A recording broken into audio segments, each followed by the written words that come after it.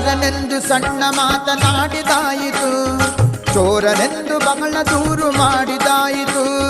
ಜಾರನೆಂದು ಸಣ್ಣ ಮಾತನಾಡಿದಾಯಿತು, ಚೋರನೆಂದು ಬಹಳ ದೂರು